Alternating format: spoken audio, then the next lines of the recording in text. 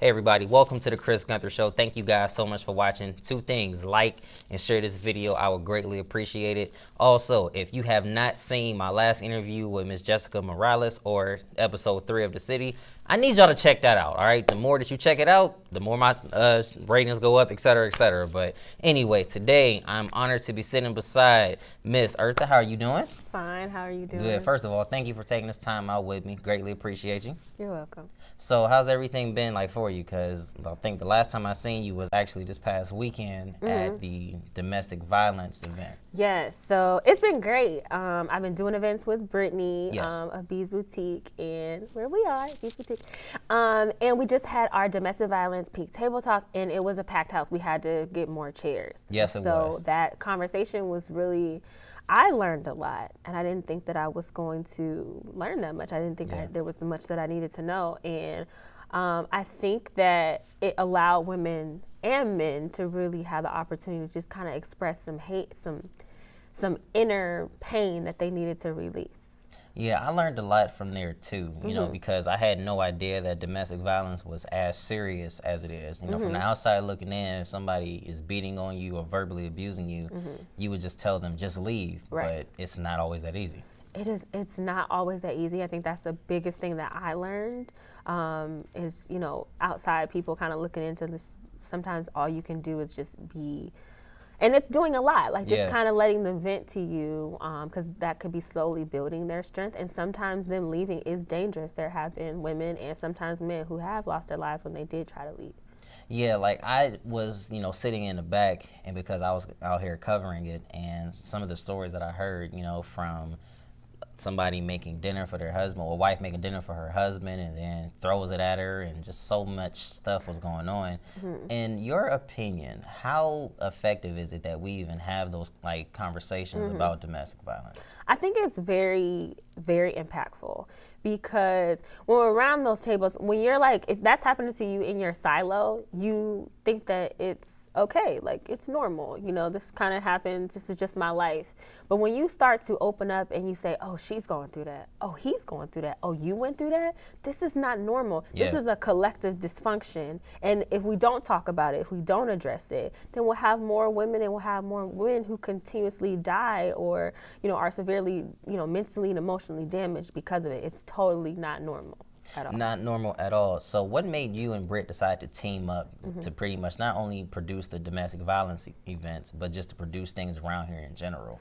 Well, Brittany and I, we kind of been talking about this since like 2017. So we were like, we both wanted to do these events in the community, and we were like, what should we do? And so initially, because I have my own business, she has her own business, we were like, why don't we just do some professional networking events for women? Why don't we get women together and let's talk about, you know, build a network. And so our first event was strictly around beauty networking, entrepreneurs, aspiring entrepreneurs. And as we started to have more events, we noticed women aren't starting businesses because they just don't have physical resources and financial resources. They aren't starting businesses because they don't believe in themselves.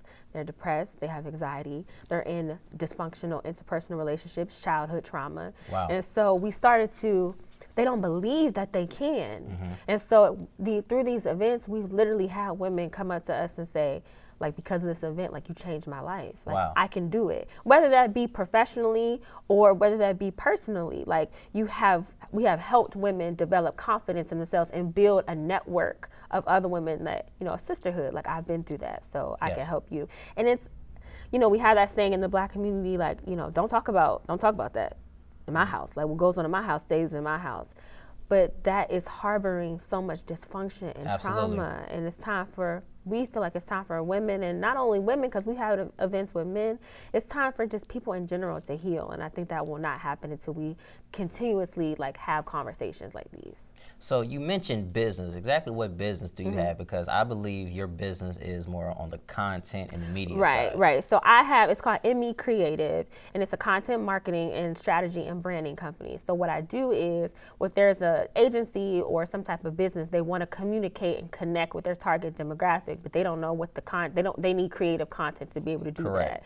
So I'm kind of the liaison between that business and that brand and their target demographic. So I create the content, which is typically digital. digital. So right now I have a national hair client. Her the company is called Camille Rose. It's in Targets and Walmart. You've probably seen it on TV. So what I'm doing is I'm establishing strategy around newsletters. So what do your customers, how do you connect with them to sell them something? Because we don't live in the days anymore where you can be like, hey, buy this product, buy it. Very true, yeah. You've got to resonate with them. So that could sometimes be a poem. You know, that could sometimes be a Drake lyric in the headline or the subject of the newsletter. It could be a blog around topics of things that your target demographic are going through. Yes. Because they're not buying your product, they're buying the idea of your product. So that's kind of what I do in a nutshell. So what made you decide to start your own business? I think my business started me, honestly. I've never heard that one. I love that one. Okay, so your business started you. Now take me back through that, because I've never heard that one. Me because I've known since I was 8 years old that I was going to be a writer. I got my first poem published in the second grade when I was 8. My 8-year-old teacher, Mrs. Bolte, I hope I can find her one day. I wrote a story. She told my mother, your daughter's going to be a writer one day. And so I literally have been telling stories since I was 8. Since you were 8 years old? Since I was 8 years old, I've been telling stories. And so I think that I was a freelance journalist. So I graduated from OSU. I know how that feels all too well. I know, right? So I was a freelance journalist, and I was like, you know what? I was telling stories. You know, I enjoyed telling stories, but it was kind of getting boring to me. I'm like, I want to work around. I want to see results. I want to see how my story can move someone to do something. And so I started to kind of create creative on social media. Yes. And it was like little blurbs, little blogs here. I was advertising that, you know, I do press releases, and I've written a couple of things for some beauty influencers. And by the grace of God, you know, a hair care company kind of reached out to me about a year and a half ago, and it's kind of been history ever since. When you look at how it was when you first started to where you're at now, how much have you grown? A lot. At the beginning, I hated the business side. I just wanted to write. You know, I just wanted to create, and and I'm still learning this, but I had to learn how to develop the confidence to be able to have those business conversations, like, oh, honey, no, we got to talk about that contract. Yeah. You know, like, we got to talk about what I will not do, my boundaries, and being able to stand up in a room full of powerful people and still have the confidence to be like, this is my opinion. I think that this is my expertise. This is how I feel that we should move in this direction, despite naysayers. And that's difficult. And it's not, and I don't always win those battles. Yes. And I don't always have the confidence to say what I want to say, but I've gotten a lot better with being able to have a voice in those rooms. As a young Black woman who has her own business, what advice did you give to those other young Black women who want to have their own business one day? I would say get prepared to do the work. Get prepared to work. And most of the work, the actual execution is like at the end of the road. Yeah. Like the research, learning about the industry, and being able to humble yourself to fall at the feet of your elders or other people who have done it already. Yes. Because a lot of people have ideas, and if you don't do the research, you may find that that's a great idea, but it's the wrong industry, or the market doesn't want that. Yes. So I would say be prepared to do the work and follow, and just keep that fire and like that passion that you have. So the fire and that passion that you have, that Britt had, has allowed you guys to do some amazing things, including, I want to say, is this called the Graceful Grind? The Graceful Grind. Now, how did y'all come up with that name? Because I've never heard of a grind that's graceful. Exactly. At least the ones that I used to be a part of. Exactly. It is. Well, I'm a copywriter by nature. Yes. So that was kind of strategic. So when you think of grace, you don't think of grind. So that's why we wanted to put them both together. It's an oxymoron. So we came up with that idea because as you are, you know, working, this the social media age. Don't sleep.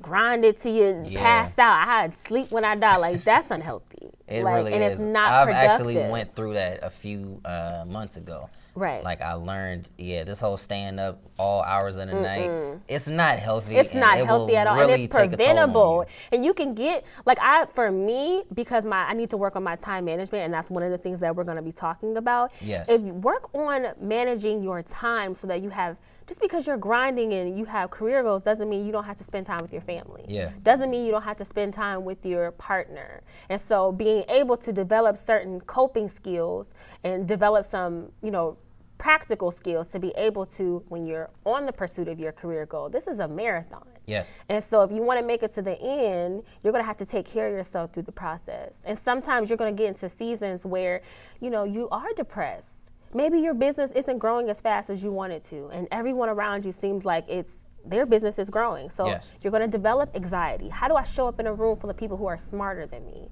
But you got to be able to recognize that anxiety too. You know what I'm saying? And so that's why, so there's this mental health element too that we're going to be talking about during this event that I don't think a lot of women, and particularly women of color, because we've been conditioned to be oxes and stronger than life, and that's a very big misconception. Very big misconception, because we're suffering in silence. And so how do we talk about this mental health and maintaining good mental health while also gracefully pursuing the grind? Gracefully pursuing the grind. Give yourself some grace. I love the title Graceful Grind. And the reason why I say I love it is because most of the time when people think of the grind or the work ethic, the process, whatever it is that they do, they don't necessarily do it with grace. How do you and people like Britt do your work with such grace?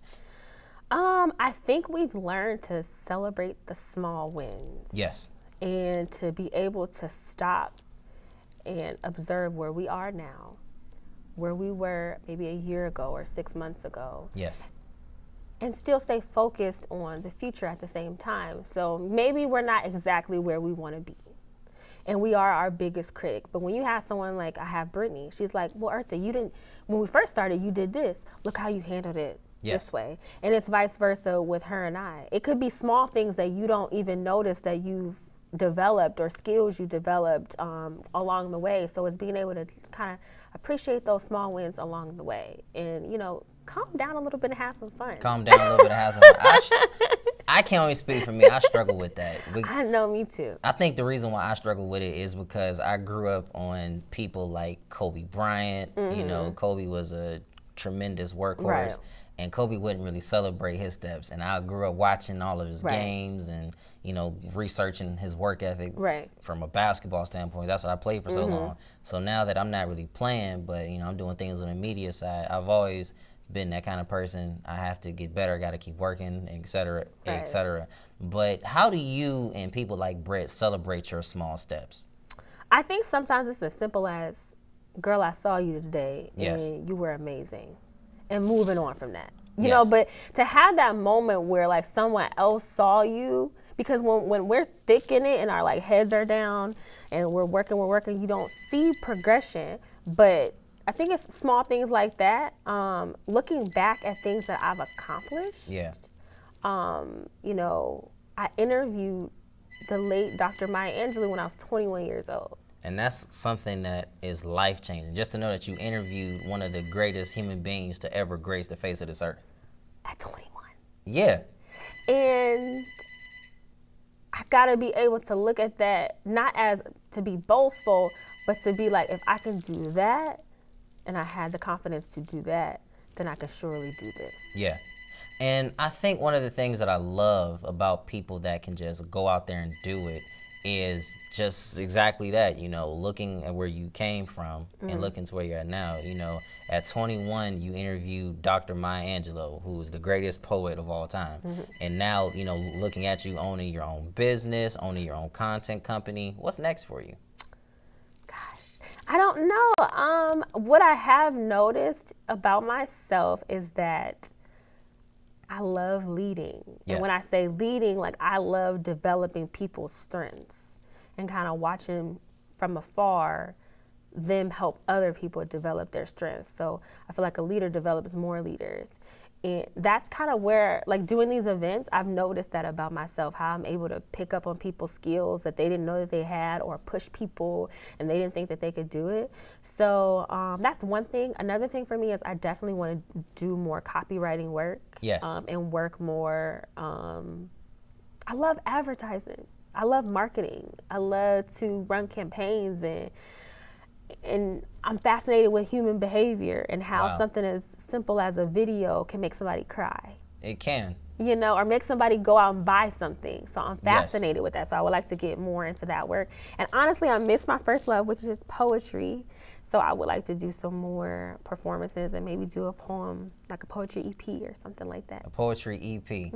I've heard a few of those. I've heard of a few of them, so I think that'd be pretty cool. Well, before we get out of here, I want to hit on the Graceful Grind, which is Sunday, June 2nd from 12 to 4.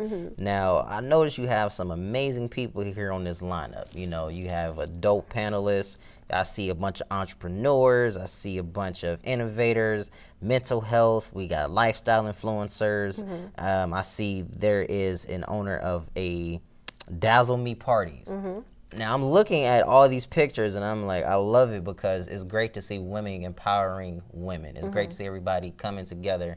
Last thing I would like to ask you is, how do you guys plan on keeping the competitive spirit away and embracing more of the collaboration?